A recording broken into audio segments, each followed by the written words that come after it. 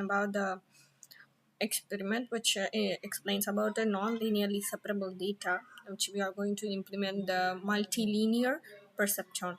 So here let us see the program. First we need to import the libraries as numpy as np pandas and io library and matplotlib to dot plyplot as plt, which is used for the visualization of graphs and other sub details.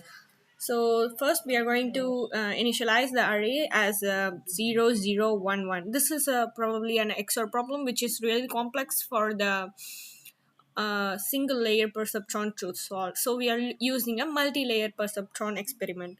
So here we declare two arrays, X array and Y array, which contains where the X array contains the inputs and the Y array contains the outputs. So we are going to train the machine or the data with our programming language with sigmoid functions and forward propagation and the backward propagation as well.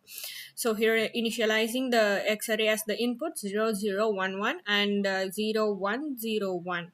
So in the Y array, so when we get based on this problem, when we the same inputs are entered we get 0, and when different inputs are entered we need to get 1. So this is the concept of this XOR problem. So here we use the to shape the m, so we use that as m, and np.random.seed is used for assigning random values to the and setting the weights as w1 and w2, where we can use the random weights to set when used in n h and nx. So these are the hidden neurons over here. So in the losses, we declare it as an empty array. After that, we declare the sigmoid function, which is defined by a def variable, def sigmoid of z, where z is equal to 1 by 1 plus np dot exp of minus z, which declares the sigmoid function like 1 by 1 plus e power minus ez. So here we are using it in the program like this.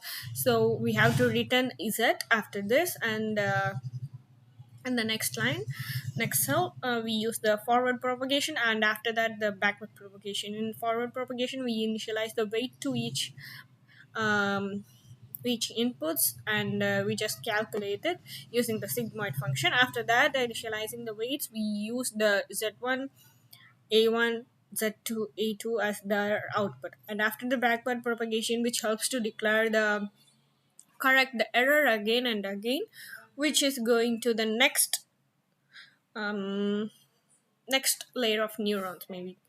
So this helps to correct it, and we use the after this we are defining these functions what should forward propagation and backward propagation should do. After that, in the iterations tab, we set initially as 10,000 iterations for this problem, because it is a complex problem. It takes multiple iterations to get to the answer. And when we use the for loop, where we use the iterations as 10,000 here, which helps to calculate the forward propagation and the backward propagation as well for the problem. And here the loss function, loss is equal to minus 1 by m star np dot sum, which calculates the loss, I mean the cost function of the system, and next loss dot append dot loss, which adds the every losses in one iteration will be added to the loss array, which is declared at initially at the first one.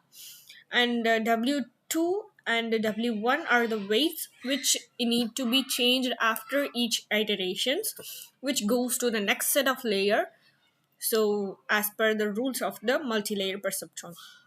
After that, we need to see those losses and each epochs, I mean the each iterations, as well as the loss value in a multiple graph. As we visualize it, we use a line graph for this. So in the initial stage, we have the loss function in the first iteration or the zeroth iteration as is above 0.7. That is really high.